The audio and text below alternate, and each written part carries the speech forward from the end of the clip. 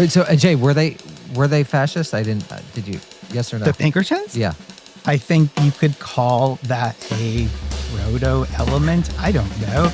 This is what happens when you unhistoricize. This is then it slips. But I'm being like ultra historical here. Wait, hold on. As you have already said, there's family resemblances across a whole host of right-wing, let's call them authoritarian or just right-wing in general or far-right, whatever terminology you prefer. Why would we dismiss some of these other family resemblances specifically on this question? Hello and welcome to Protean View. I'm Riyadh as always, here with my co-host Mohammed Bushra. And we're delighted to be joined for this episode by Daniel Bessner and Ajay Singh Chaudhary. Our topic is fascism, what it means, whether or not it's a current reality, and much more. Daniel is an intellectual historian at the University of Washington, where he focuses on American foreign policy. And he's also a journalist and the co-host of one of my favorite podcasts, American Prestige. He's the co-editor of Rethinking U.S. World Power, Domestic Histories of U.S. Foreign Relations, published by Springer in 2024, and the author of Democracy in Exile, Hans Speyer and the Rise of the Defense Intellectual, published in 2018 by Cornell. His new book is called Imperialist Realism, Politics and Culture at the End of the American Century. Great title and a nice nod to Mark Fisher there. That's from Zero Books. Ajay is a social and political theorist at the Brooklyn Institute for Social Research, where he is currently the executive director and a core faculty member. His riveting book, The Exhausted of the Earth, Politics in a Burning World, was published by Repeater Books in 2024. Ajay is also a journalist, and you can find his writings in The Nation, The Baffler, N+1, The Los Angeles Review of Books, and many other venues. Before the discussion begins, a quick thank you to our supporters, without whom this episode would not be possible. If you like what we do here at Protean View, please consider joining our community on Substack at muftah.org and Patreon at patreon.com/ProteanView, which you can do for as low as $5 a month. To help us keep this show running, please do follow and rate us on Spotify, Apple Podcasts, YouTube, and wherever else you find your podcasts. And don't forget to sign up for our newsletter at muftah.org to stay updated on the latest from us.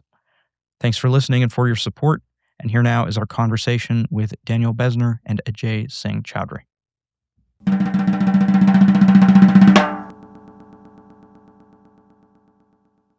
Danny, Ajay, thank you for joining us.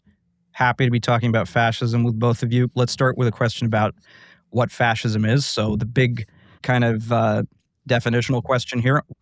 In turn, Danny first and then Ajay, give us a clear, succinct, manageable definition of fascism if you can. Sure. So I'll preface this by saying that as a historian, I like to examine the history of ideology by exploring not just ideas, but political practice. And so that's key to my understanding of fascism. So I understand fascism as a proximate response to the problems of industrial modernity in the 19th century, meeting the experience of World War I in Central and Southern Europe in the 1910s. So it is a far-right authoritarian ideology that is defined by a particular political form in its initial stages, which is primarily groups of young men, usually veterans, politically intimidating people and expressing a militaristic and, in the case of Nazi Germany and to a lesser degree Italy, expansionist philosophy steeped in a racialized ideology that is connected to deeper substrates of European racism that were formed over the course of the early modern period. Also, suffice to say that when I think about fascism today, which we'll be talking about, I am limiting myself to the United States, which is the context that I know best. And so I am not, for example, speaking about whether the BJP in India might be fascist. I do not know enough about it to talk about it. So that is my succinct, parsimonious, in the language of political science, definition of fascism. Okay, AJ, we heard you laughing there. Why is that? Give us your definition and your response. Yeah, one of the reasons I was laughing is because, of course, I prefer to begin with a sort of comparativist global framework as opposed to an exclusively American one. But I'm sure we'll get into that as we go. But it's very funny because I definitely want to talk about India at some point. But yeah, so a meaningful concept of fascism. So this is tough. Because on the one hand, it's going to change, right? Any political form, democracy, liberal, whatever you want to call it, is going to change over time, take on different shapes and characters. But there's going to be certain, let's say, features maybe that will carry over or be applicable over a period of time, let's say a distinct period of history. My period, I think, would be longer than Danny's. So a tendency towards a mass right-wing political formation, authoritarian, nationalist, promoting class and social harmony, often with a base in the petite bourgeoisie, usually in a context of cultural or ethnic homogeneity, sometimes religious, presenting a vision of a hierarchical society as utopian. Some of this I'm just like this stuff I'm reading from articles I've read before. I should also say that there's an economic dimension we should come back to as well, beyond the class dimension. So fascism often offers a critique of liberal society from the right. It also emerges, I think, disposed or predisposed to arguments that sort of liberalism contains within it the seeds of fascism quite often. Although fascism is often imagined, right, as this kind of like totalitarian monster, right? Everything is controlled, yada, yada, yada.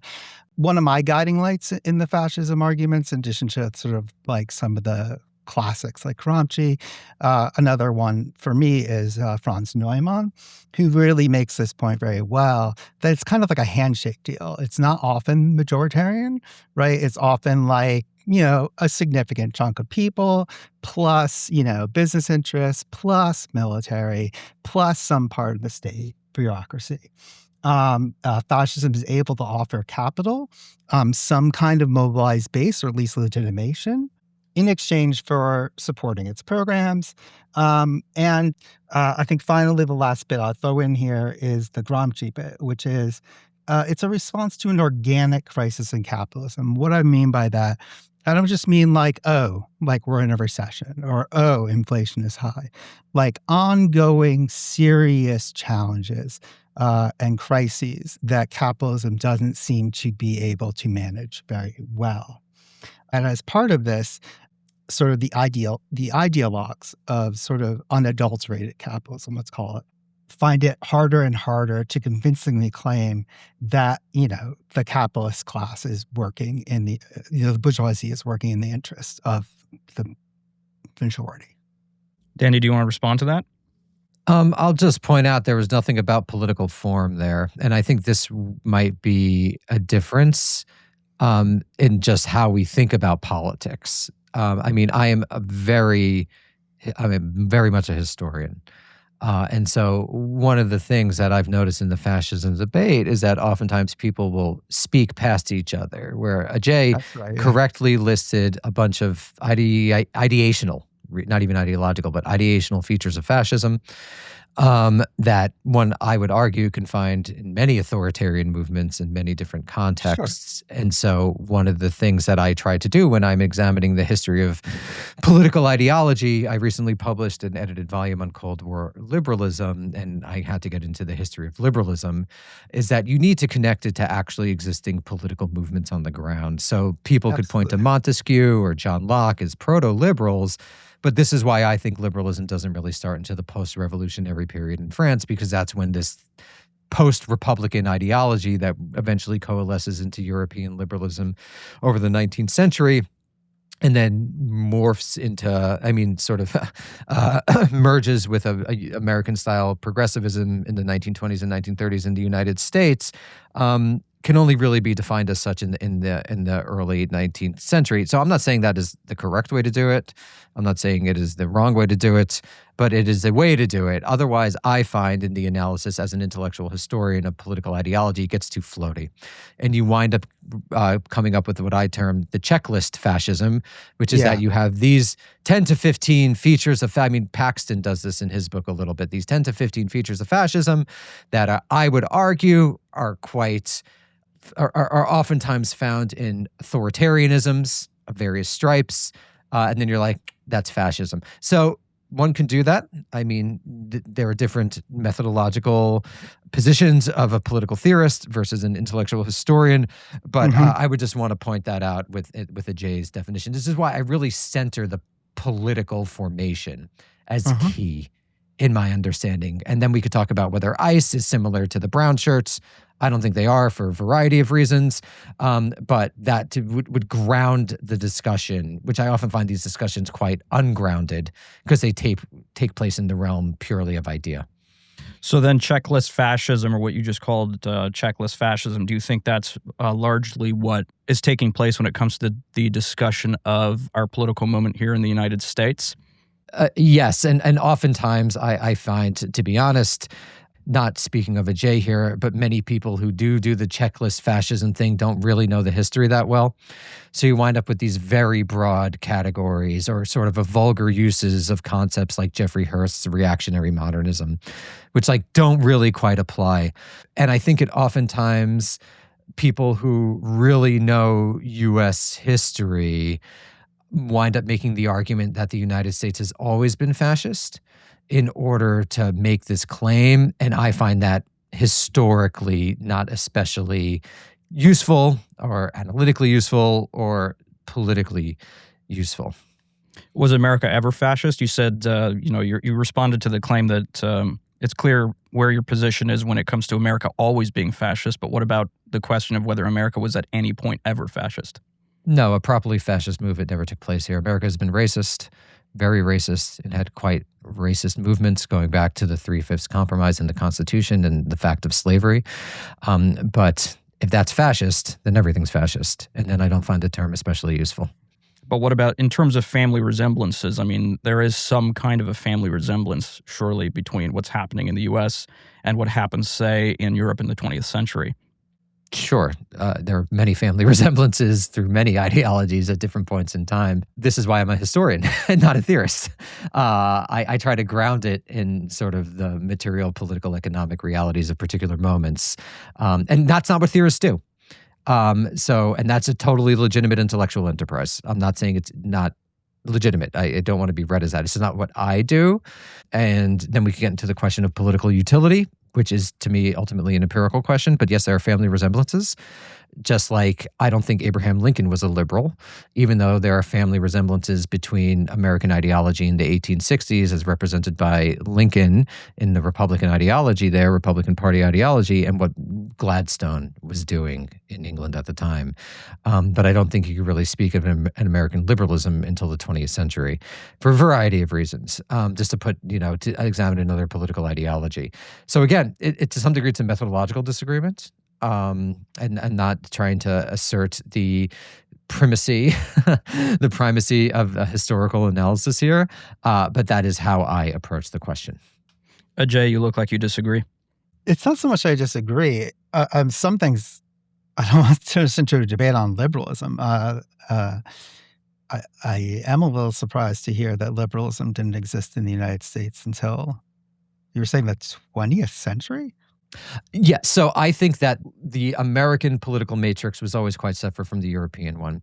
And as a historical matter, you only begin using the political spectrum from left to center to right in this country in the 1930s. It is a project of the New Deal to identify a genuine New Deal liberalism as the center against the communism on the left and at the time, fascism on the right, which later morphs into a conservative movement. I don't think there's an American conservative movement in this country until the 50s.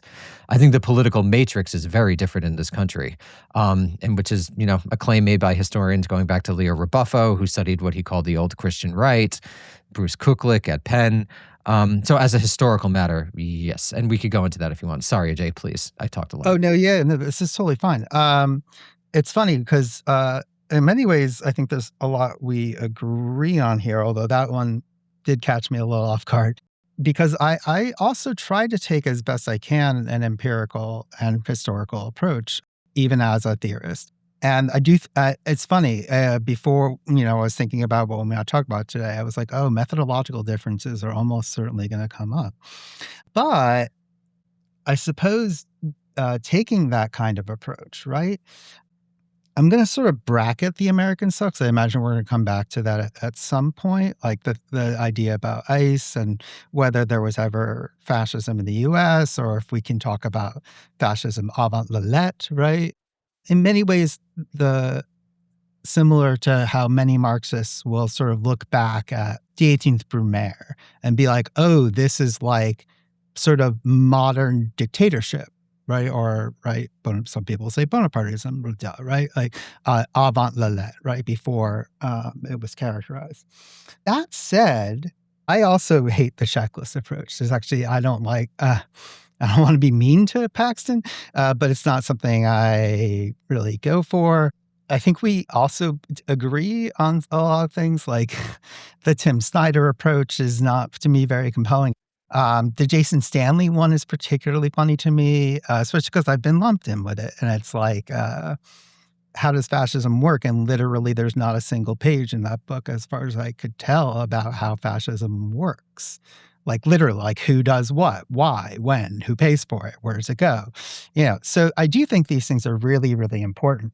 And if I'm looking for examples of historical specificity, the way Danny was just suggesting, I do, of course, want to start with some of the examples that I do think contemporarily are a little bit different. And I will also say that I use the word neo-fascism as opposed to fascism. Why? Simply because I do think there are changes in this new formation that still make it distinct from some of those other concepts. And I'm really glad that Riyadh raised that question of family resemblances, because I think we're going to want to come back to that. So sort of, to me, the clearest case, like by far, of what I would call neo-fascism in the world today would be India. Now, does India look exactly like, I don't know, like 1930s Germany or 1930s, 1920s, 1930s Italy? No. But it does have a mass political model. It does promote this kind of cross-class nationalist solidarity. It has a hyper-nationalist exclusionary ideology in the form of Hindutva. It does have irregular street gangs that enforce things on the streets, right? Like, again, this maybe sounds like a checklist, but if you're looking for something that looks the most like that, it's there, right, in India. But some of the other features are also there in a place like India. So have all elections been banned? No. In fact, India has huge participation, panoply of local and national parties, at any given time, like 4 or 5 insurrections happening, like shit's going down in other parts of the world. And I'm just using India as one example here. I mean, the other obvious one to talk about is Israel, especially because not only of the connections between Israel and India, of which it's quite funny. It's sort of this sort of made up connection. It's like, oh, we have this long-standing history. I say this as an Indian Jew. I'm like, yeah, some Jews hung out in India. But the idea of this like long history of connection is like 20, 30 years old it's the We Hate Muslims club. But, right, a lot of American, so to bring it back to sort of US stuff, American right-wing thinkers and right-wing actors, and I do mean this at many levels, right? Not just sort of political elites and, ideologues, but also the sort of smaller movements, whether we might talk about militias and these other sort of smaller things, or larger things like what happens in some NRA or parts of the NRA, in many churches, things like this. Look to Israel and what's his name? Yoram Hazony calls the ethnocratic model, which essentially is fascism. And right, so there does seem to be a global phenomenon that does really have both these historical connections, but also these transformations that I think do speak to the utility, not just analytically, but politically, of thinking about these things as neo-fascism. And then finally, on this question of material bases, this I, again, totally agree upon.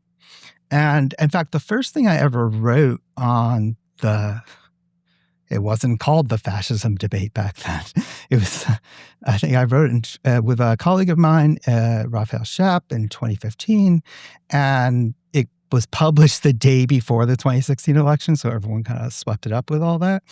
But it was pointing out how in economic history, there are unique parallels between just like income distributions, formations, how capital formations and concentrations and things of this nature has worked, how firm structures work, the relationships between firms, the state, the party, et cetera, how they, policing even, all kinds of stuff. That's not economic, but it's important. How close they were to what we now call neoliberalism. Now, should I call that neoliberalism in the past? I don't know. I think probably not, but a lot of people have written on this.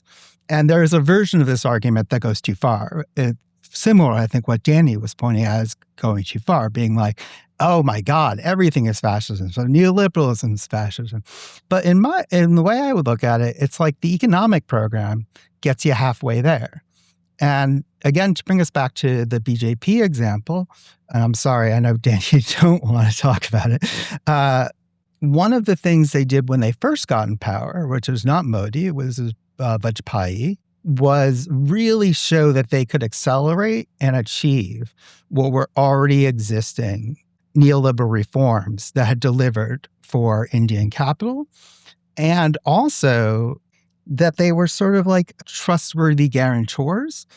And I think this is where I'll stop, because Danny did talk about political formation. I think this is very important. Party formations, institutions, things of this nature. This is extremely, extremely important. One of the reasons I think that, sort of classic fascism, whatever you want to call it, I don't even know if I even want to use that term, is so different than what we see today, is often the goal was, let's end parliamentary democracy. Let's end competitive elections. Let's get rid of this shit. It's fucking horse shit. Hasn't been around that long. Doesn't seem to be going so great. I mean, this was the kind of arguments. Also, you get a lot of gobbledygook. Read some Mussolini. It doesn't make any sense. It's crazy. But a lot of the contemporary examples, even the ones that are very, very close, right? So yes, let's talk about India. Let's talk about Israel. To set, let's call it the classic model, still tolerate competitive elections and all that, but often in sort of opposition to, let's call them like empty suit parties, or you can call them status quo parties, whatever you want to do this. They don't really have much there. And in fact, it can be, I think there has been a sort of astute observation amongst people like this, which does you can trace over to Europe with AfD in Germany, or with Maloney and the brothers of whatever it's called in Italy, that like holding on to this as a legitimation mechanism is actually more useful than just being like, fuck it, we're just dictators and that's it. So, Danny, do you want to respond to Ajay's point about the BJP and also his use of the term neo-fascism? And then I'm going to let Mohammed jump in because I know he has a question. I mean, I would just say the one-party state's a pretty key feature. And if you're not going to have that, what is the analytical utility? I mean, it is, no matter what anyone says, you say that term, people think of the Nazis. And I just think at least what's going on in the United States, and Israel as well. Israel, to me, just strikes me as a hyper-militarized society more than anything else. I don't know enough about India, and I don't know enough about the BJP to really comment on it. But why not use a term that might be more germane to understanding the sources of what's going on in this country than a term that has a particular space in the discourse? When you use that term, people think of swastikas, goose-stepping, one-party state, Kristallnacht, and World War II. So I still haven't really heard the positive case. I think there's a tradition on the left associated with this term for various historical reasons that emerged from the 1930s, but hasn't ever really made sense in this country, and I don't think increases understanding, and I don't think it's especially politically useful, which we could get into later. There is at the very least a a discourse around fascism in America that it predates the Second World War. It seems to be an organic part of American political discourse. One example that comes to mind is the Smedley Butler case. If you know anything about that, Danny, it's sometimes called the Wall Street Putsch. I mean, every major paper of record, including the New York Times, reported on it as being a fascist plot to take over the U.S. government. Oh, that's right. So there is that history, and I mean that's just one example. But the term fascism has kind of circulated in American political discourse for a long time, and certainly well before the Second World War. So, yeah, both Huey Long and FDR were called fascists. I mean, it's always floated as I would argue it always functioned Wilson, as essentially I a floating. They're all called fascists. Like there's a ton of Bruce Kucklick writes about this in the 20s and the 30s. Fascism in the 20s is like kind of good, but pretty much by the time Hitler rises, it becomes essentially a pejorative term that's used as invective, similar to isolationists in the 30s. So I mean, it's the same thing that I'm saying. Very early on in the American context, it is a floating signifier. Very early on. I'm going to let Mohammed jump in here because I know he has a couple of questions.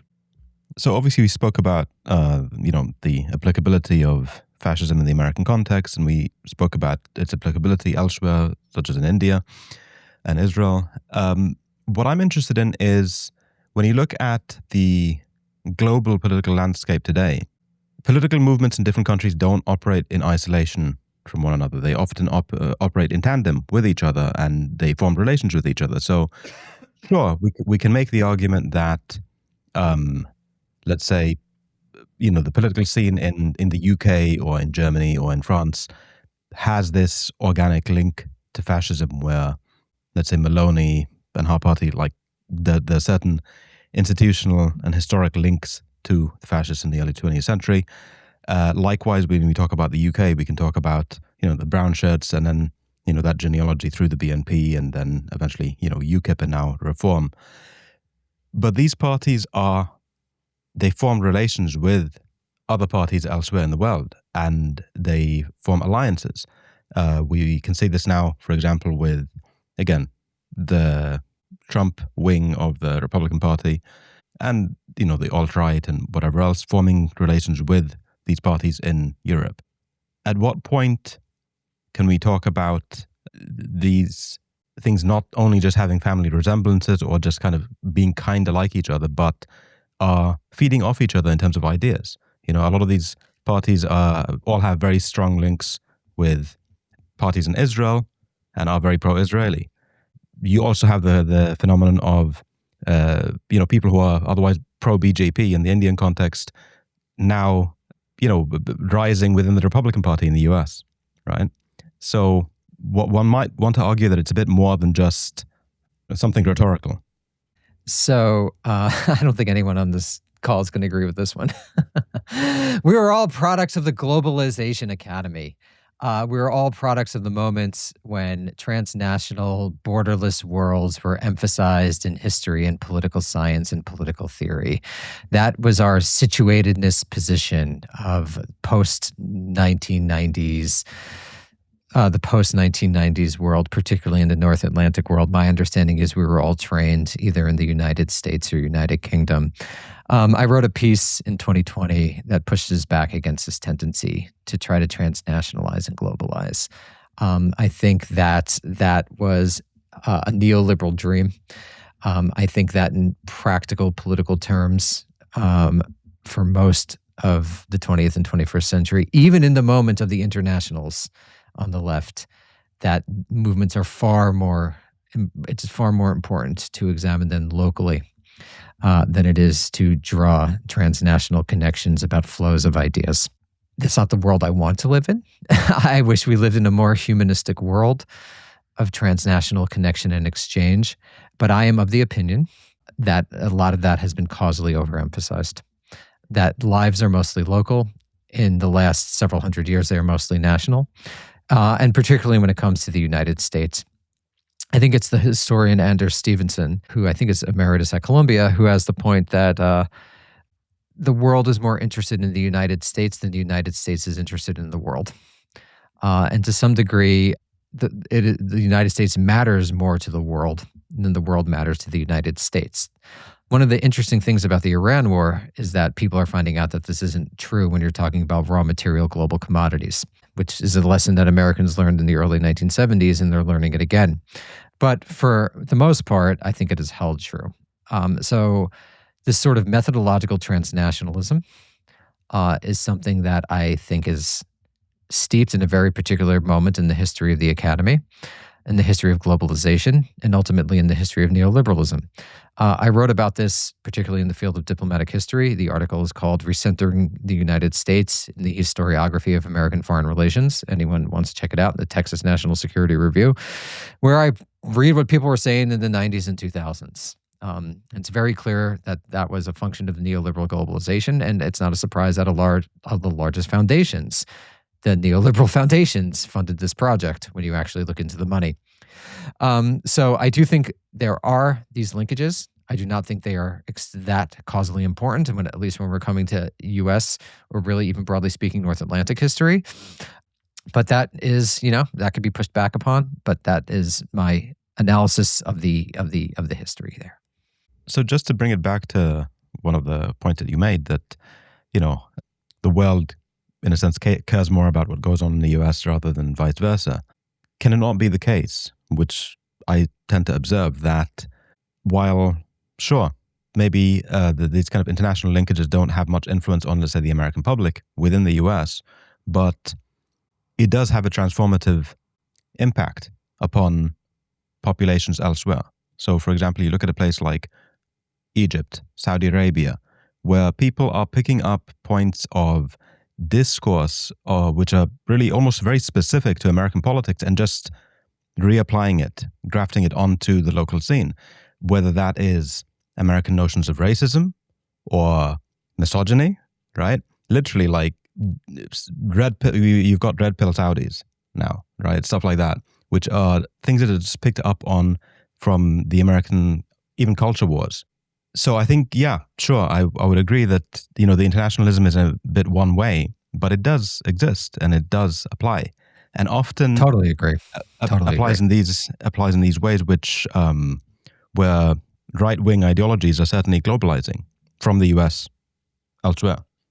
Yeah, no, I totally agree. I imagine, historians, they not only adopted it, but adapted it. But I know I have no problem saying that is absolutely correct. The world has been to some degree Americanized, like particularly like you said. I was going to bring up the language and framework of racism has been adopted, and I am sure adapted in other countries. This is not to say that there weren't hierarchies that could be understood as racialized in a particular context in other countries. There's absolutely were, but I totally agree that the world has, to use a crude term, been Americanized. AJ, did you want to respond? Yes. I mean, there's so much here. In some sense, the globalization thing, I think I want to start there. It's funny. This is not video, right? This is audio only? Or am I getting that wrong? No, you're right. It's audio only. Yeah. Because Danny's wearing a Nirvana sweatshirt. Respect. Great deal of love. And I'm old enough to remember the, Battle of Seattle, that was post-Nirvana, but like, the skepticism, let's say, towards globalization that existed sort of, let's say, in the early 90s, late 80s, early 90s, all the way up through. And it kind of did go away in the aughts, I would say, and replaced it a little bit with what I think Danny was pointing out. I can't remember if I actually used my colleague's name, Susie Schneider. So she's done a lot of great work tracing, these sort of international connections at a level of, I think, what Danny was talking about, sort of idea exchange or conferencing and things like this. But actually, I want to push back a little bit on the globalization thing again. Interestingly enough, from a very historical point of view, many scholars of globalization will argue there's at least two, if not three, phases of globalization, one of which actually starts way back when. I think it's usually traced to, first extractive industries, especially energy and oil, taking off in the 30s and then really taking off in the 40s. And then, of course, you get up to the present, right? You get sort of the, just-in-time production, all this kind of stuff. The exact kind of thing that is, in fact, being, challenged and sort of proven to be quite brittle by things like happened during COVID, which is also something we should talk about. COVID, climate change. Can these kinds of things be material forces? I would say yes. But we saw this during COVID. We're seeing this right now with the Iran war. We do live in a deeply globalized world in terms of political economy, right? So basically, the entire world still, there are challenges to American dollar hegemony, but as it exists today, right? Like literally, I mean, this is the most empirical thing on earth. There are, swap lines between the US Fed and basically almost every major central bank in the world. Like this was really revealed in the 2008 financial crisis. So the idea that like this is just kind of like a fiction or this is just like an ideological product of neoliberalization as opposed to an actual fact of neoliberalism, right? Finance, and then the other side of finance is empire. Right? If you're going to be sending out all these dollars, they're going to be recycled back in, and then you need to protect, those interests. And of course, the U.S. does this. So there is a very, very large global network, and we can think about it in ideological terms. We can think about it in coordination terms, and we can also think about it in, as I just said, in sort of very brute, sort of just bluntly, like. The most capitalist writer at the FT would agree with this, right? Like that there is just this massive interconnection, as well as, just a lot of anxiety amongst capitalists globally. They don't have a great control of what's going on. And so they are sort of looking around for new things. And part of, or new old things, new versions of old things. And I think part of one of the questions that, or one of the issues that Danny raised that is, to me, very astute, is like, what's the utility, right? Why use this word? Like, who gives a fuck? Is this just a semantic, scholastic debate? Is this just like, right? Does it matter? And I think it's sort of twofold, if I can sort of mix those things together a little bit. One, it helps us to know what to look for, right? I think often people think, oh, this means we have to like resurrect the front, right? So it's like given to the liberals, the left is smaller than whatever, it doesn't matter. Actually, not even sure statistically some of that stuff holds, but whatever. I think that's ahistorical and weird. It doesn't have to be that that's the case, especially if you understand the story that I was trying to tell before, which is that neoliberalism looks a lot like parts of the fascist economic project. Again, without that sort of phrase, it's like you're halfway there, so you know what some of the problem is. And then another, I think, angle on this does connect to ways in which the right does do things that the left doesn't, or doesn't do well. Let me put it that way. If you go to an NRA training meeting, or if you go to a very right-leaning evangelical church, these are very welcoming spaces, especially for certain kinds of people. Obviously, not everyone. I would not be particularly welcome in those spaces. But right there, I use a very fancy phrase in my book, The Exhausted of the Earth. They're sort of like places of affective resonance, right? You can sort of go there and get your feels back, right? And get your feels out and get them reflected back to you. These sort of men's rights groups, not even getting into the fringy stuff, the militias and all that stuff. But I do want to point back to that sort of ICE argument that Danny was bringing up earlier, saying, is ICE brown shirts? Well, maybe, maybe not. I don't know. Is it an attempt to sort of bring a lot of these groups together? These maybe inchoate groups that don't necessarily agree on everything into a kind of quasi-paramilitary formation? I would say like too soon to tell. And I think that's the other thing I want to throw out here in terms of history, which is that it's funny. Oh God, this can go so dark so fast. This phrase has been used a lot since the 2003 conflict began, the genocide in Israel. And part of the argument about genocide, right, was, oh, well, not enough people have been killed yet. And it's like, you don't want to wait till everyone dies to say, oh shit, this is genocidal. And I think that's similar with some of the sort of fascism, neo-fascism sort of questions. These are not just dead letters. This is in fact, right, like, don't I want to have my sort of finger on the pulse of this to make sure it doesn't happen? That like, can it happen here? Did it happen here? Et cetera, et cetera. Well, maybe. And if I look globally, it seems quite possible that something very much like this. Danny? I agree that we're absolutely living in a globalized economy and have been for a long time. I wouldn't want to be understood as not believing that. My point was that I think that reality was extended into areas like political formation and political exchange, where it wasn't especially important. There was a tendency to do that, and still is a tendency to do that. In terms of identification, that we would want to be sort of ahead of the curve. I mean, I think we're using the term fascism moves us away from what's actually going on. I think that's my major point. That is actually very different from any form of historical fascism that people actually think about in real life when we use the term. And so it actually points away from it. I think I use in one of my articles for Jacobin, it's like if you have a heart disease and you're diagnosed with a hemorrhoid, you're going to treat the hemorrhoid when you actually have heart disease.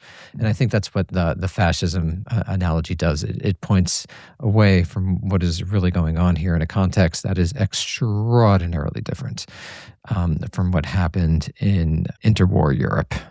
And so I would just say that. Another thing is, like, I think that there's actual evidence of didn't prevent Trump from winning an almost historically unprecedented second term.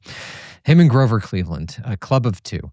And so the fascism discourse was actually embraced by the Democratic Party in the last weeks of the election, and they lost because it is ultimately unconvincing. Because I do believe that ordinary people are not stupid, and it just doesn't, they understand that it doesn't quite make sense.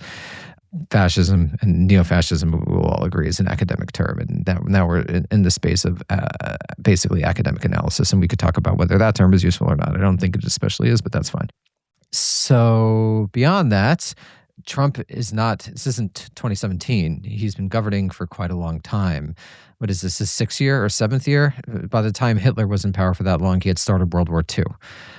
So there's just, to me, it is so obvious that something different is going on here that I just do not understand the attachment to the term, except as part of a particular left-wing tradition. And I do want to bring up the black radical tradition, because people often use that as a trump card. It's like, well, the black radical tradition said this, so you're not going to agree with it. I've had that happen times. I think you actually read those, but they're not actually engaging in analogical reasoning. When you actually read Davis, what she is doing is saying that there are features of liberalism that sure do seem to mirror fascism, don't they? So I actually don't think that she is drawing an analogy. I think what she is doing is trying to have liberal readers understand that features of liberal modernity uncomfortably echo what is the ultimate evil, which at the time and still now is in American political discourse is fascism, the Nazis. So I think that there has actually been a misreading of what the black radical tradition does when it employs the term fascism. It's not pure analogy. It's not real analogy. It's about highlighting uncomfortable similarities between liberal modernity and ultimate evil, fascism. Danny, you've written or you've argued that you think the era of mass politics is now over, and that things like mass media and mass protests can neither support nor facilitate the will of the people. I wonder how that relates to your view on the rise of fascism, especially since the development of things like a mass media was a crucial part of fascist politics. Maybe you can just comment on that. Well, and mass political organizing, which, by the way, the fascists and it's funny. People always talk about fascist propaganda. Do you know where they learned that from? The socialists. Literally, the fascist propagandists are looking back to the 19th century socialists, which, to me, again, you see these things in industrial modernity embraced by very different political movements, which is why I think the historical specificity is actually really crucial to understanding political ideology. But that's an orthogonal point. No, fascism is a classic mass political movement. You think of the Nuremberg rallies, you think of mass propaganda, you think of mass war. And as for various reasons I've argued, and we could go into, but I won't yet unless people want me to, we no longer live in an age of mass politics. It started in the realm of foreign affairs in 1947, particularly with the creation of the National Security Act, essentially insulating foreign policy making from not only the public, but Congress as well, the creation of a parastatal, basically, structure of think tanks that effectively serve as the brains of the government. Their one contract at certain points was the government, but they're not officially part of the government. And I think there's a bunch of research that just underlines the degree to which mass politics no longer affects political decision making. I mean, look at the Iran war today. It is incredibly unpopular. Either 41% disapprove or 27% disapprove, depending on where you're looking. Look at the mass protests against the Iraq war. It didn't stop it a little bit. Look at the mass protests against Vietnam. I mean, I think historical research is increasingly revealing that even that didn't have much of an effect. So to me, again, it's like difficult to have fascism without mass politics. It's difficult to have fascism without a one-party state. To me, those are the two key political realities of fascism. And now once you start transmogrifying fascism to mean something else, you're not really talking about fascism. What one is trying to do, I think, is make use of this notion of ultimate evil and identify something really bad by using fascism, which it would have more of an argument behind it if it was politically useful, which I think has been demonstrated it has not been especially politically useful, and I think is analytically wrong. So we can obviously talk about the fragmentation of media and the kind of end of the era of mass media. But where does, quote unquote, alternative media sit today? Obviously, social media is one thing, and we can talk about like the production of media on social media platforms and how often those are sometimes more, popular than what you have in the mainstream media outlets. But what is alternative media anymore? So is something like the Daily Wire alternative media, or what is it, the free press? And then obviously we have the repositioning of certain people into, higher positions now, or, traditional mass media positions. So Barry Weiss does not an amazing job or whatever, but she has a certain currency on free press, and then she gets installed into CBS. Or for that matter, somebody like Larry Ellison comes and buys TikTok, again, through the whole kind of government discourse on TikTok and China and whatever else. So where do we exactly stand with media? What is mainstream media anymore? What is alternative media? And how does all of that feed into political discourse, and particularly right-wing discourse? So Ajay, I'll quickly answer and then I'll leave it off to you. I think it's mostly entertainment. It's infotainment, and that's about the long and the short of it. So it's entertainment, as in it's to be written off. It doesn't really have much of an impact in real terms. I don't think information ever really had that much of an impact. My first book is on psychological warfare, and it's pretty interesting how quickly the government abandoned psychological warfare because they realized that it doesn't really matter. I think this has become a fetish on the left, particularly in the United States and the North Atlantic world, since Chomsky's manufacturing consent.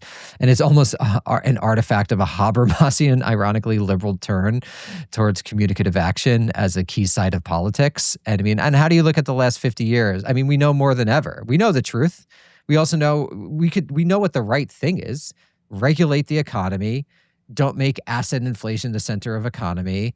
Don't fight wars. These aren't difficult positions to arrive at. And in fact, they're quite popular positions, but they don't affect things. So the idea that information will set you free is ironically a profoundly, liberal idea, even though there's an element of it in false consciousness in the Marxist tradition. I'm not going to deny that. I think it's more liberal than Marxist, and we can get into why, whatever. But, critical theory was wrong. The Fromian turn in the 30s was, I can understand why they took it, but it was incorrect in my opinion. And so it's not to be written off. It is a causal factor, but it's like 4 or 5 as opposed to 1, 2, or 3. Ajay, if you want to jump in with that. In terms of the globalization question, going back to that again, I think I agree to a large degree. I think we just differ on how successful some of this coordination and these networks are. Because to me, they seem pretty successful and coordinated. And also, like, we are seeing things like just this past week, for example, like the off day in Germany, not just winning in their sort of historical East German homelands, with that kind of exact messaging that Danny was referring to before, this sort of throwback to almost kind of like a socialist rhetoric, you're getting screwed, et cetera. And the first Trump campaign especially did do that, right? You're getting fucked, your life is terrible. And there was no retort, right, from the other side. And I think you and I would probably agree on the retort from the other side is things are great. And it's like, that doesn't reflect people's lives, it doesn't reflect my life. But on the utility question, it's funny that you raise the elections and Kamala Harris and stuff like this. Almost every successful left-wing politician I can think of in the world, including the United States, uses this term all the time. So is that just rhetoric? Is that something else? Is it analytically empty? I don't know. But I would push back a little bit there. I think it's not believable coming from liberals because they don't act on it, right? To bring us back to the war question, right? If you really think you are up against a fascist threat, why on earth would you fund, the military? It's another, however many $1 billion, right? That's insane. You would never do that. And yet liberals do that.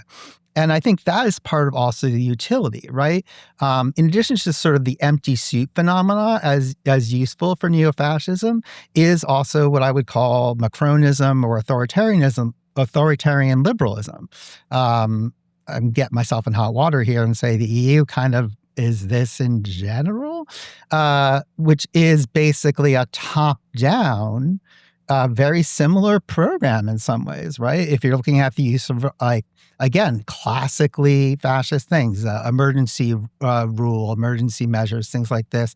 Well, Macron did all that, like back in the early 2000 teens. And who was he targeting? Well, he was targeting mosques, of course, just as was happening here in New York. And by the way, here in New York, we have a 30,000 person police department with an international intelligence unit. I do think we need to look at some of these state actors as part of this conversation as well. But yes, who else was rounded up? Union folks, union organizers, and climate activists. This is right before one of the big COPs. Cop, not police cop, climate meetings. So, right, so I do actually think it's very, very useful as a political and analytic tool. And we can get more into that. On this question of the Black radical tradition, that's a funny one to me. It's not so much a trump card, but I do think that the writers, and it's not just Angela Davis, there's lots of people stretching from roughly that era up to the present day. I think there's a new book coming out that traces it to the 30s. Sounds about right. With the Black I wouldn't be press, shocked if everything is post World War I. Again, as you've already said, I think we really, really agree on that. But I do think it's people looking at the U.S. system and seeing, well, yeah, sure, it has pre-existing formations that could be like this.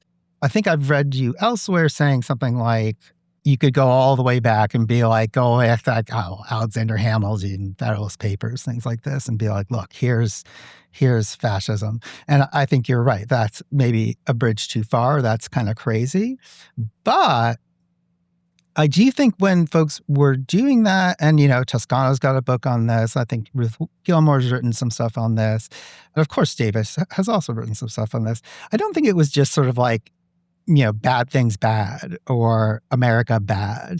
It was actually, there are a lot of similar formations. And, fun fact, the U.S. does have the largest per capita and period like bigger than India or China or any of these giant countries, right?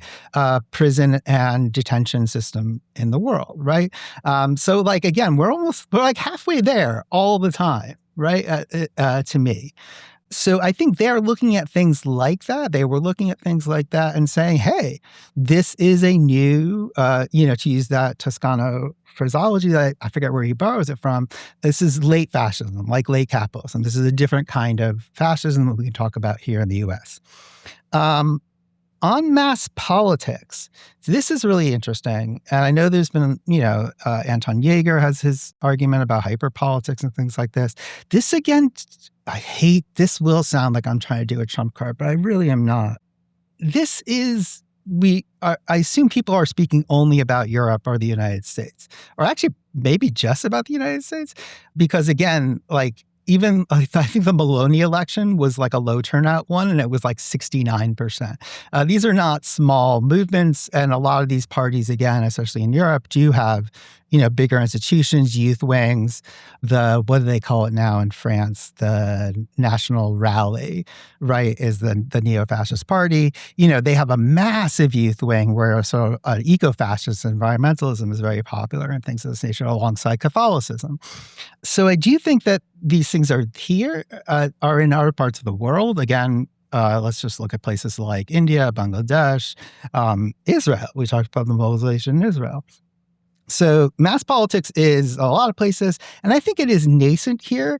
It's just that the right, again, this is where the analytical and political utility comes in. The right has been much better at capturing some elements of this, and the left is sort of lagging behind. And I can tell you, again, I'll use the church example, not the church example, but a men's rights group or something like this.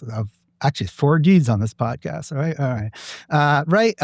Can go there and be like totally affirmed. If I go to a DSA meeting, it's like Robert's Rules of Order. I have no idea what the fuck is going on. Just use it not to back on DSA. I'm a card carrying member, but the left is still not 100% there on the new institutions and the sort of mass institutions questions. I don't think that means mass politics is gone. And similarly, mass media. So I think there was a point in which this fragmentation stuff was real. But the joke I always say, and here I will reference critical theory when I'm teaching my students culture industry texts, is you go to Spotify, right? We'll find this podcast on Spotify, right? Anything that can. So yes, there's a fragmented media system, but it's all put into commodified forms that are then usually concentrated. When someone like Adorno is writing about MGM, he could never have dreamed of a conglomerate as powerful and as big as, say, Disney. Or with the Paramount merger, we see these things moving in real time. And in fact, I gave a talk last year at the Brooklyn Public Library in which I pointed out just how much fascist mass media is in fact quite popular and is very different than what it was. It has many of the similar characteristics, violence, misogyny, order, all the sort of classic stuff from Benjamin, et cetera, et cetera. I think Kate Wagner's written something on this as well, slightly different than some of my takes. But you will see these sort of again, the past couple of years has been such a good example of this. These sort of Call of Duty style sort of renderings or direct references to Halo or anime. My favorite example for the right is Attack on Titan, the most popular TV show in the world for several years, which is the fasciest thing that has ever graced the screen. As far as it gives Leni Riefenstahl a run for her money, trust me. So I do think that those things are all there. And then finally, on the question of sort of Trump and war, well, he now has got us into a war. He doesn't act I don't really care about Trump as a person. This is also a weird thing, I suppose, about me.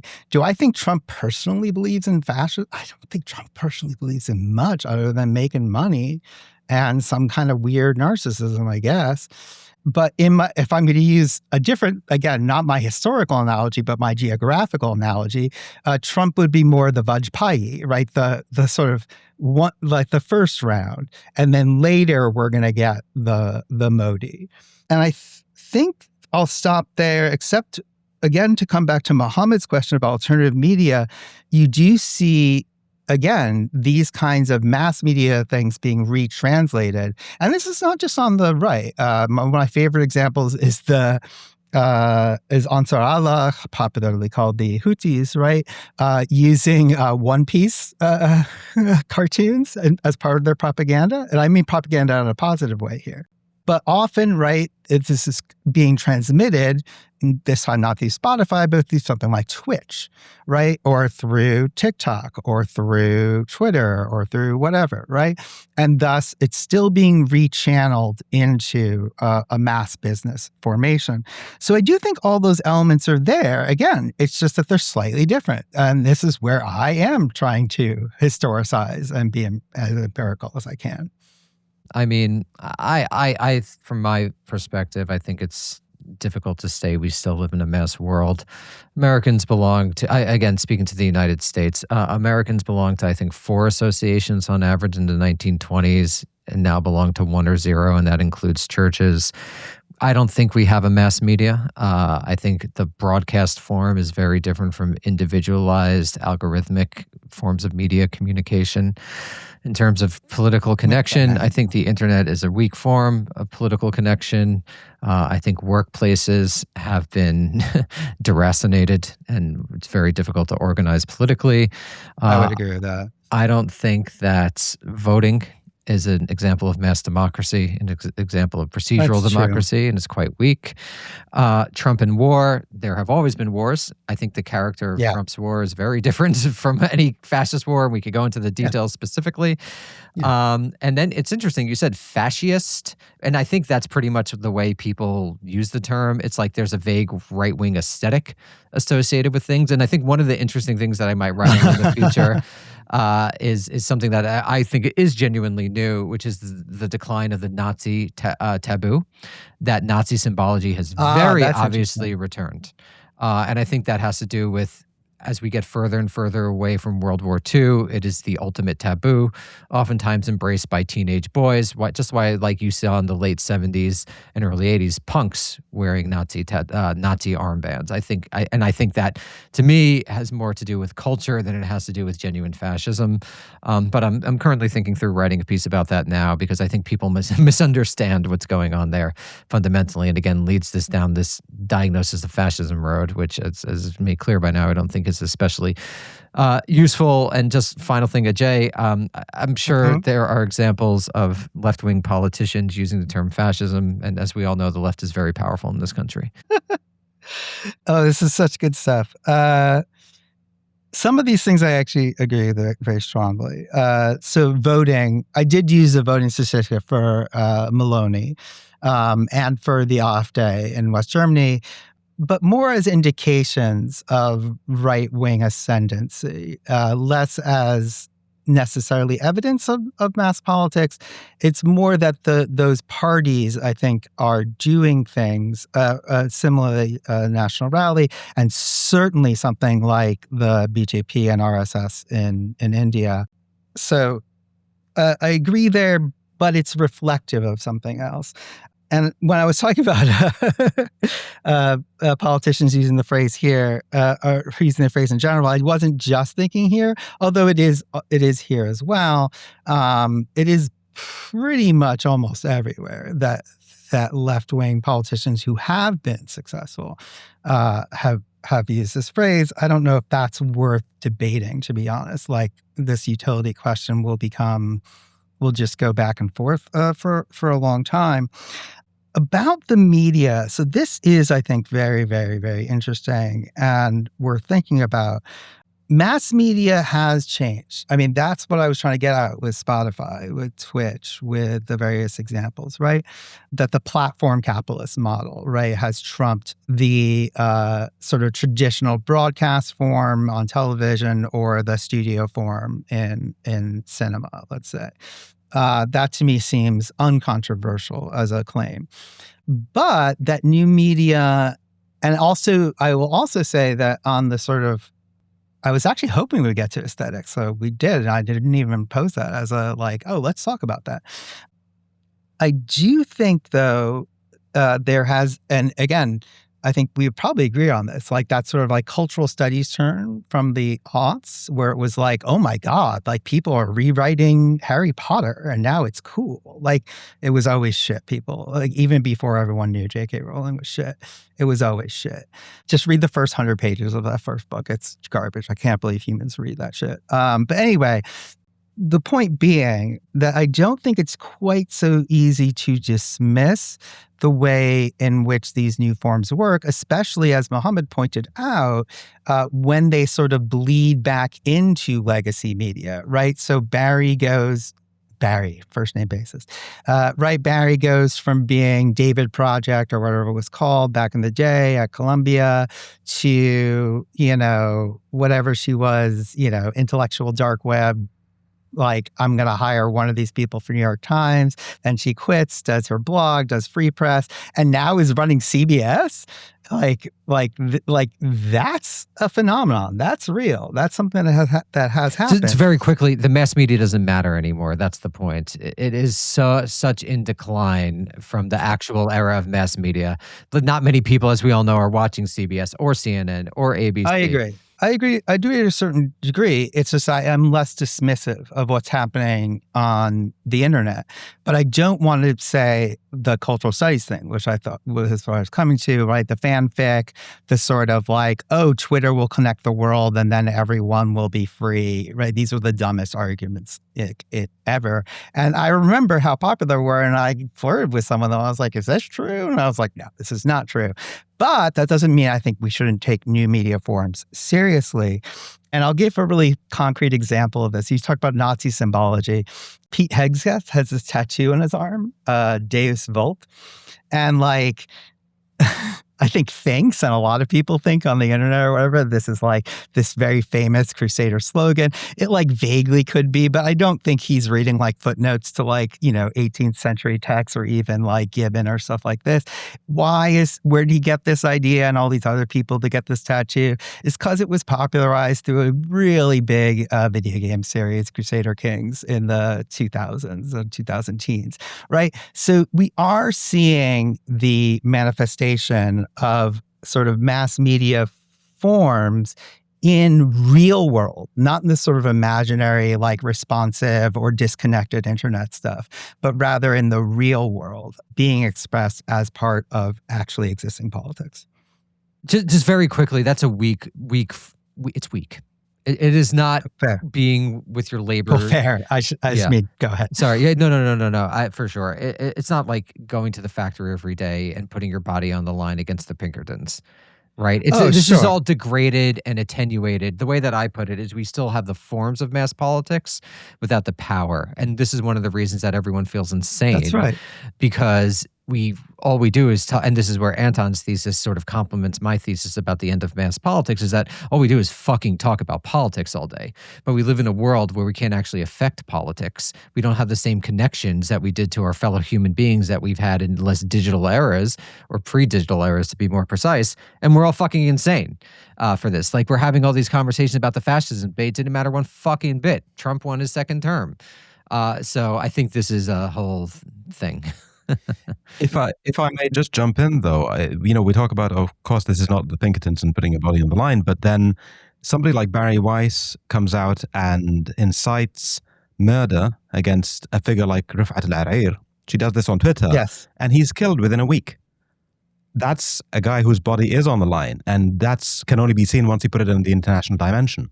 But that's because of U.S. imperialism, ultimately. The primary causal factor there is the U.S. support for the genocide in Gaza and Israel. Not to say that Barry doesn't have an effect and that she doesn't have a moral responsibility for that, but like, to focus on that, I think Barry's impact misses the forest for the trees. That's all I would say. And I think this defines a lot of the sort of transnational turn that we were all trained in.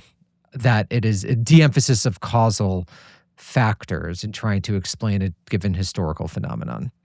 I think this is really interesting, and it's got to a lot of very good points, especially, again, like, if we are talking globally, which seems to be the big sort of methodological, I think, distinction here, there just are.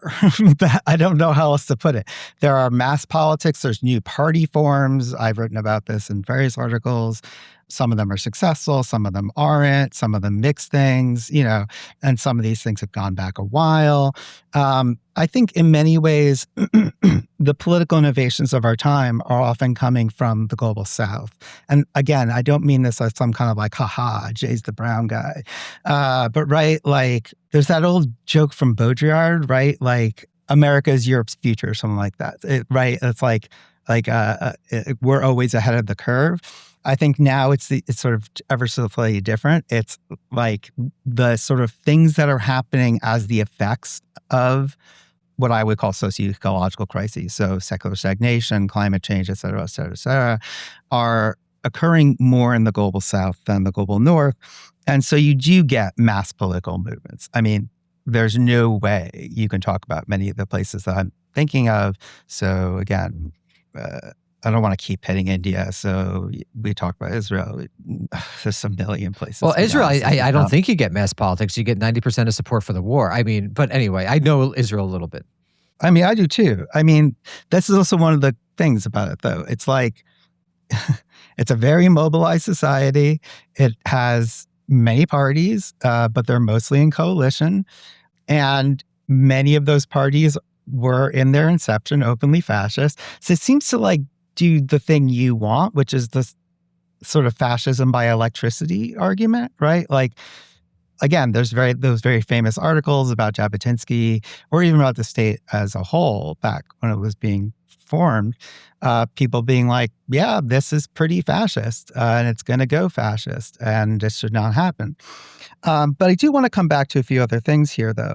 So Pinkerton's Bodies on the Line, again, I want to point out that, like, we had some of the longest and most sustained protests, and quite violent, actually, in many ways, here, like what? 5-6 years ago now, right? The Black Lives Matter protests, right? Like there were this kind of putting your body on the line. There has been this kind of putting your body on the line stuff in the global North, in the United States in particular.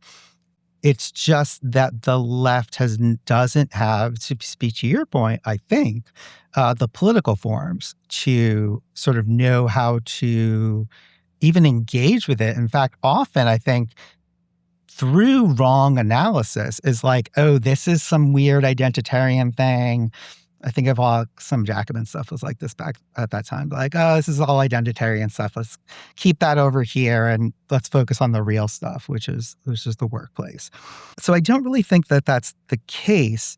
And this brings me back to things that are happening right now. Again, clearly a lot of what Trump has been doing with ICE and with Customs and Border Patrol hasn't been very popular, right? It doesn't seem to be very popular.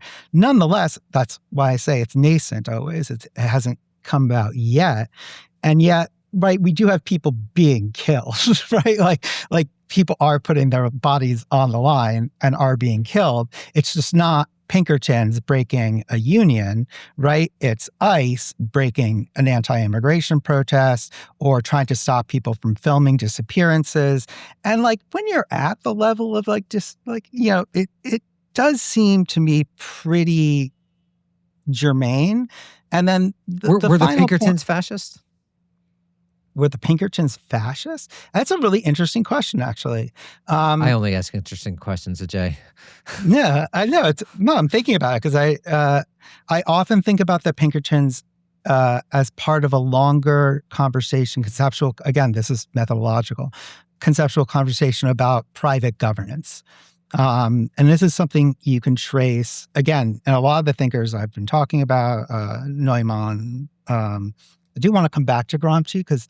Maybe just hold off on the Gramsci because our next question is actually about Gramsci and Adorno. Oh, cool. I'll hold off on that perfectly. Wait, so Ajay, were they fascist? I didn't, did you, yes or no? The Pinkertons? Yeah.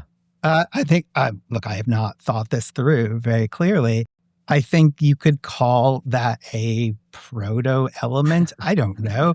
I mean, there's that old meme. So Everyone must this know is what this. happens Wait, when you unhistoricize. This is then it wait, but slips I'm so being quickly. like ultra historical here. Wait, hold on. As you have already said, there's family resemblances across a whole host of right-wing, let's call them authoritarian or just right-wing in general or far-right, whatever terminology you prefer. There are family resemblances. And I think the question would be, why would we dismiss some of these family resemblances specifically on this question? And what else would we replace it with? And then I think the counterpart of that, again, Muhammad raised, and you raised as well, which is imperialism. And if we're willing to concede that, especially well, the U.S. has been imperialist for a long time. That's fair, especially in the Western Hemisphere. But nonetheless, From day one, indigenous people. Settler colonialism, 100%. Well, and they were formerly nations. Just very quickly, they were literally legally nations. So it's like literally under any understanding of imperialism. Sure. And I mean, I used to say this, I was, writing all these articles for The Nation, arguing for Bernie in 2016 and 2020 and all this kind of stuff. And I was, I don't think I ever wrote this, or maybe it got edited out, or I edited myself out, being like, technically, if we win this, he will be an imperialist just by dint of being American president. That said, this to me is part of that. It speaks back to what you were saying about the Black radical tradition stuff. It's people who are looking at this and being like, yeah, there is, in fact, this long-standing imperialist tendency. Now, how is this changing? How is this going to go? I think those are real questions. We're running low on time. We have two more questions. One on Adorno and Gramsci, and then I want to bring it back to the family resemblances thing. Hamid, do you want to take the Adorno question? I'll do the last one. All right. So Gramsci said fascism arises when capitalist hegemony goes into emergency mode and trades rule by consent for rule by coercion. It's also said that every rise of fascism is the mark of a failed or misdirected revolution. So both of these facts seem applicable when it comes to MAGA in the wake of either the false hope of Obama or perhaps the false and dashed hope of Sanders. Also, again, to bring Adorno in, Adorno thought that fascism is something that all capitalist societies face the threat of. Right. So neither thought fascism was specific to a specific time and place, but rather to capitalist societies writ large. What's wrong with that view? I think you just need to historicize those two. I mean, they're victims of actual fascism, and they were trying to understand their historical experiences. I actually don't think either of those would have made trans-historical arguments in favor of fascism. I mean, it's difficult to know, but I mean, they were both so Marxist. It's such an un-Marxist move to basically draw trans-historical distinctions and not to focus on historical particularity. I think they were trying to understand Nazi Germany and fascist Italy, and that to take that as a referendum of capitalism will always lead to fascism is, I don't think what they intended, and I don't think accurate. That's how I would respond to sort of people who have essentially become prophets amongst the North Atlantic left and are treated oftentimes as prophets. Benjamin in particular, but Gramsci and Adorno are probably right behind him. It's funny you raised Benjamin there, because we just ended on imperialism, and that was part of his argument about the aesthetization of politics. People often think it's about images of politics, but he literally means making war beautiful, making politics as it exists beautiful.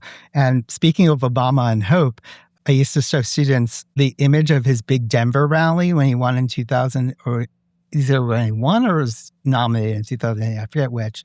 And it's it has every hallmark of classic fascist aesthetics. Which they took from the socialists, right? I mean, this is the whole thing, the classic fascist aesthetic of the guy. Oh no, this was the neoclassical stuff. This was not the sort of futurism, kitschy futurism. No, but they always, these are functions of a modernity, right? And so oftentimes when you think about fascism, it's just look at it's like when the way people talk about eugenics now, it's like that was a liberal thing. People try Oh, to yeah. talk about like it was the far right eugenics in the 20s, 30s. And that was everyone until the Holocaust. So I think it like oftentimes misses things. But sorry, Ajay, please, up It's to like you. the Judeo-Christian, right? Like if we said Judeo-Christian like 200 years ago, people would be like, I'm talking about Ebionites. And then after World War II, it's like, oh, that's a civilization. Well, news to a lot of people.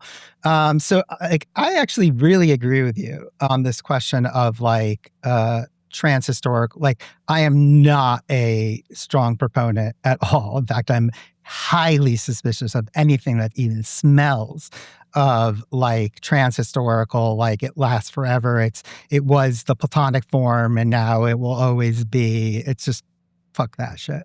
I mean, leave that to the people who want to talk about like whether numbers are real. That's a philosophical debate. That is not a political debate. That said, just because a certain concept, so again, I'll use Gramsci here, right? The very famous like interregnum line.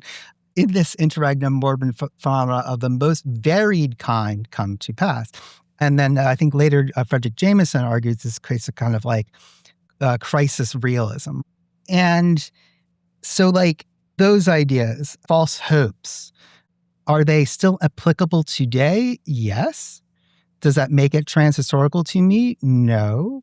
It means we maybe have to think about it in a different way, the same way that, for example, struggles, as you've already pointed out, over the workplace perhaps have changed. Or many, many Marxists around the world over the course of the 20th century were like, well, some working class struggles take place in the workplace, but also elsewhere, right? So, right, these ideas change. And I think we can do something very similar with these kind of arguments that we're seeing from people like Gramsci or people like Adorno, especially with Adorno and the sort of like capitalist fascism question. Because it's actually not, to me, I think when I'm reading folks like Adorno or the Frankfurt School more broadly, I think it's not just that they're like traumatized, although they both frankly were. Adorno, I think in particular.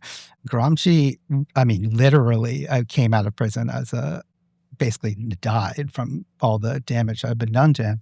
So clearly very, very traumatized people, like, but I don't want to like psychoanalyze this problem. Rather, I think what they have pointed out that, again, I think speaks to a longer question of crisis is that we actually like, that's the famous line from Adorno's last book, right? Negative Dialectics, right? The moment was missed, right? The world revolution was World War I should have been the world revolution. And we've had successive crisis regimes for managing this, right? Some that I think many on the left are very attached to. So Keynesianism, I think is, for many on the left, they're like, hey, great. Again, only if I think about the global north, right? The 30 glorious years predicated on a lot of neocolonial bullshit to make it work, in addition to the kind of stuff that Piketty writes about. But are those fascist tendencies to mix Gramsci and Adorno, right, in varied kinds coming to pass? Well, it seems like it's very, very probable. In some parts of the world, it seems like, to me, indisputable. Can I just very quickly answer? I think I should. What do I think it is? I think I haven't actually said that. I think this is what's going on in the United States is emergent from long periods of American history that involve racism, imperial expansion, and centralization of power in the executive, which have uniquely American pasts and which don't have much connection to interwar European fascism. I also want to state that I think that there's a lot of people who claim that the interwar European fascists were very significantly influenced by the United States. I just want to underline that is totally overstated. It is based on a relatively slim book about how Nazi jurists in the mid-30s looked to American race law, which I believe they did, but I do not believe it is. Centering the United States in the history of interwar European fascism is, to me, a perverse example of what might be called negative American exceptionalism. So I just want to say that I think there are much better ways to understand what's going on in the United States, steeped in actual American history, as opposed to any notion of a quote-unquote fascist international or anything like that. Just wanted to make that clear. Fair. I mean, if I might just then say, I mean, the question of like a fascist international then and now, I think is actually two different questions, because we've talked about these connections and these networks and whether they matter or not. And the longstanding traditions that you're talking about, I think, are also quite powerful. And I think you're also right that people overstate the American influence on the Nazi. That's not there. It's there. But like, so is all this like weird romantic like translations of like, I don't know, Persian poetry and again, South Asian, like weird, they had a lot of weird ideas about, I mean, Himmler ran a fucking like fake Teutonic cult in his little castle. They had lots of weird ideas. Don't get me wrong.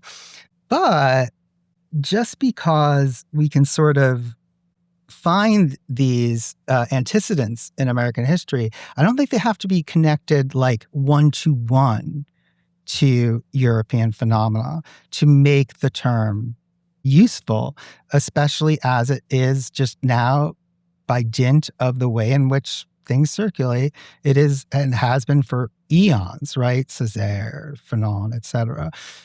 So at least since the decolonization period, and going a little bit older than that to Boyce as well, right?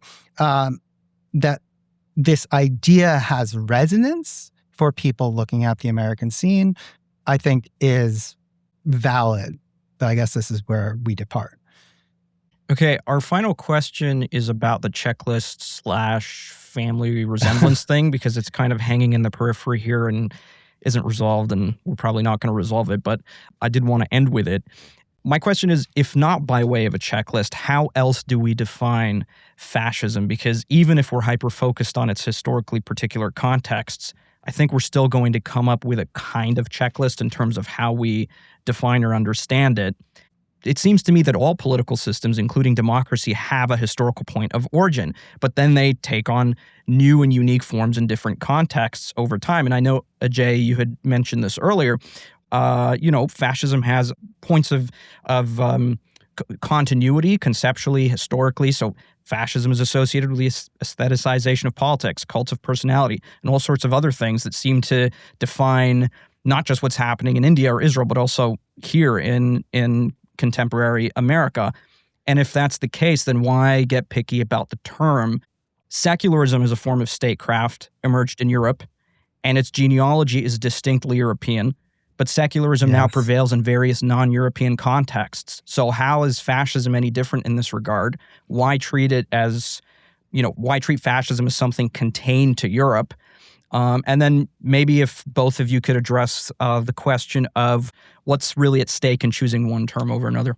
I think there's a big difference between fascism, or liberalism, or communism, and secularism, or nationalism, or power politics, which oftentimes people refer to as ideologies. Sure, everything's an ideology in a broad sense, but there's a different thing when you're talking about a political ideology connected to actually existing political movements. In terms of how best to understand what's going on in the United States, this is just a particular form of Americanism, frankly. Centralization of the executive, imperialism, these are longstanding strands in American thought. I would say this is a form particularly of authoritarian populism, of which there is an American variant, and one could argue that fascism was a variant in terms of a family of authoritarian populism. So this is authoritarian populism with American characteristics, but it's just essentially presidentialism in a more specific context. The thing that you said defined fascism, the four things or three things, I think that defines basically every political movement, the aestheticization. Name me a political movement that doesn't aestheticize politics, a change we can believe in, the Shepard Fairey Obama picture. This is just, what you've named is just politics in industrial and post-industrial modernity, really not unique to fascism in any way, shape, or form. The real question I think you want to ask, or not to put words in your mouth, is like, why not say this about liberalism or communism? Fascism was actually defeated in a war. And the countries were occupied by the United States for decades. And even though if Nazi people did serve in post-war states, fascist people did serve in post-war forms, it was genuinely delegitimized in a way that liberalism and communism. And I would say communism was the way in the American context, I think it's ridiculous when people refer to themselves as communists. I think that's sort of a form of neoliberal identity politics, in a sense, because it's not actually connected to a living movement in the United States. I'm not talking about it's Ajay, correct? It's Kerala that's run by communists. Kerala is the Communist Party, India Marxist, and there's the Nepal, Naxalite So again, Maoists. So I'm talking specific, and There's like 6 different communist parties in India. So of course, but in the American context, it's just basically a form of branding. And so like ideologies don't always, I think Ajay, you said this earlier, don't always last forever. And as I said before, family resemblances are, I think, are a weak way to identify them. Riyadh, was there anything else I should address? I guess the only other one was what's at stake in choosing one term over another. Diagnosis. So in order to understand what's going on and to make correct political moves, you need to diagnose it correctly. Fascism, regardless of what anyone says, points you to Nazi Germany, and whatever is happening in this country is not Nazi Germany. It is very different sources, very different present, very different future.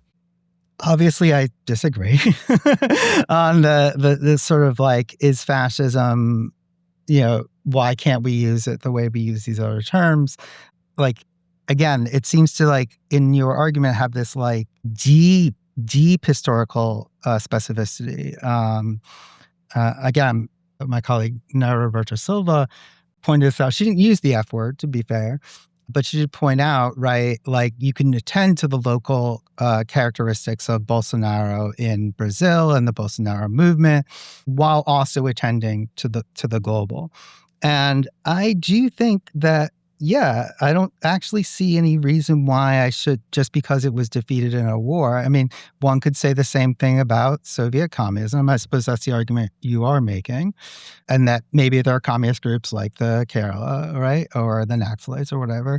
I mean, it's quite funny when you say, authoritarian populism and American characteristics. I'm like, okay, so it sounds pretty close. I'm someone who does think, like it or not, like what happens in a place like China, right? Socialism with Chinese characteristics is actually a decent description of what that is, whether you like it or you don't. And I do actually think also on this question of diagnosis, I don't like the checklist stuff. We already, I think, both agreed, but I don't like the checklist stuff. It's hard to avoid sometimes, but, it is what it is. But I do think that in that American, what are we calling it?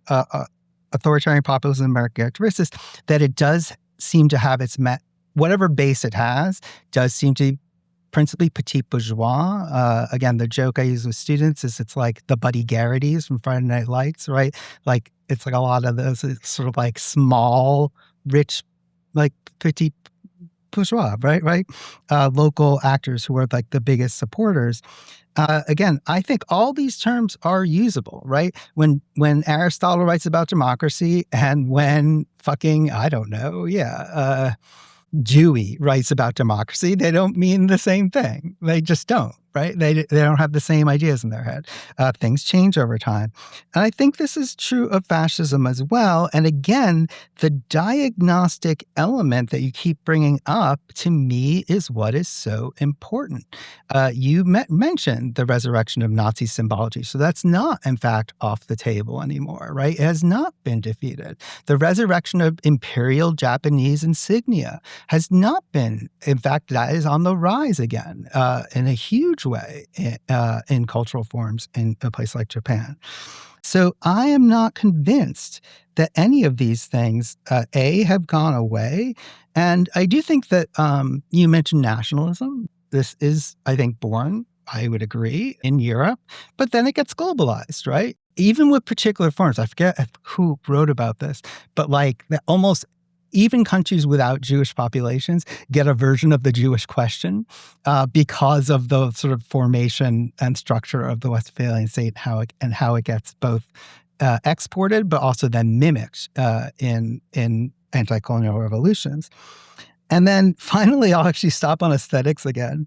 Does every movement always make politics beautiful? Well, I would at least point to the early 1920s in the Soviet Union and say that was an attempt to not make politics beautiful, right? The early films of Zviga Vertov, Malevich Supremacism, Tatlin, these weren't an attempt, I think, to make politics beautiful, but rather, in fact, to do what Benjamin says is the opposite, right?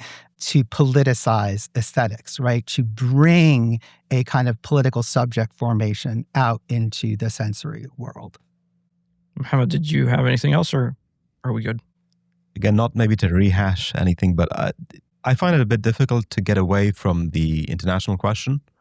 When we look at, let's say, talking about fascism in 20th century Europe, we have post-colonial theorists who look at that and say, well, all of that is just re-importing imperial colonial politics from the periphery back into Europe. And that was what was the only thing that was unique there. It's not anything else. The So, boomerang. so the kind of genocide and the those kinds of racial hierarchy policies, the only, this is something that starts in the periphery, starts in empire, and then once it's in Europe, now it's fascism, right? So this is one point, and that there's kind of, I find it very difficult to kind of see beyond that. But then besides that, also we talked about fascism having been delegitimized after World War II, but then also rehabilitated. So we have, Operation Paperclip, bringing in, the Nazi scientists over to the US, populating NATO with Nazis, West German intelligence. So, we can paper over the fact that all of this doesn't matter because the form wasn't fascism, it was something else. But then there is this uneasy comfort we have with fascists populating these high stations, in our liberal capitalist societies. So I think these two dimensions, like the easy transition between these, populating these positions with these figures, but then also the international dimension of it's inextricable from empire. I mean, I would say that very clearly. Actual fascist regimes built on colonial experience in forms of organization. I mean, it's grimly funny. You're always seeing the sort of origin of the concentration camp pushed back farther and farther from the Spanish-American War to early colonial thing, and I think that's there. But also, I mean, the Jews of Europe were a racialized caste. They were central in the fascist imagination more than any other, in the Nazi imagination specifically more than any other group. And there were ideas of racial hierarchy in Europe that were not dependent on the colonial experience. It's an empirical matter, I would say. In terms of, yes, absolutely, the Nazi people who were aligned with the Nazi states, Werner von Braun most famously, but others were used by the American government during the Cold War. Absolutely. Not quite sure what that would have to do with the sort of existence of political ideology, but the American state was just fine with using Nazi criminals for its own political military ends. Absolutely. Totally agree.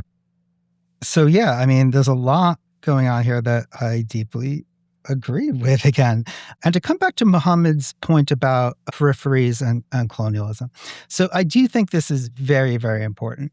A lot of what you see in what we call that period of fascism, or that period of European politics, the fascist period, is a redeployment of techniques and technologies developed in the colonies back into Europe. And I think of a figure like Churchill. Speaking of people being liberals and not liberals, I don't think of Churchill as a liberal at all. His big problem with the Nazis was that they were doing colonization in the wrong place. They were not colonizing correctly. They were colonizing in Europe, where this kind of thing wasn't supposed to happen. Ironically, one of the best writers on this is Schmidt after the war, and most of the earth. And similarly, I mean, man, Stalin even called some of the programs he instituted that were much more right-wing than, of course, the Lenin and then, Bukharin era, et cetera, programs. I think he even called them, I forget the Russian term, self-colonization. So I do think that this stuff is real, and this movement from periphery to metropole happens more often than we give it credit for. And I think the other parallel that's useful is to connect this to the previous discussion. This is good, I think, about trans-historical context versus that you can have longue durée concepts without them being like transhistorical, right?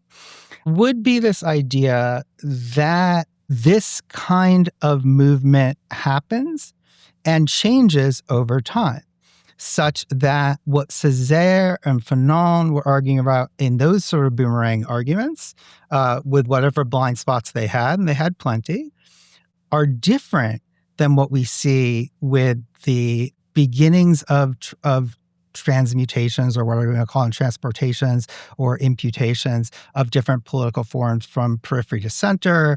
And also, again, we're going to come back to globalization, and it sucks. I know we disagree on this, that these things are circulating in different ways than they did in, say, the 30s, 40s, 50s, 60s. Okay, we're out of time, so we're going to have to leave it there. It was a great conversation. Danny, Ajay, thank you very much. Thank you. Thanks for having us. And to our listeners, we do hope you enjoyed this episode, and we welcome your comments, feedback, and suggestions. Send us an email at proteanview@miftah.org. If you're hearing this on Spotify, Apple Podcasts, or YouTube, we'd really appreciate a 5-star review or a like. This helps improve the visibility of our show. With your support, we can keep Protean View running and gradually improve it. Visit us at miftah.org and navigate to the Protean View tab to see all our episodes, and follow us on our socials using the handle @ProteanView, including on Patreon, where you can become a paid patron and receive exclusive content. Until next time.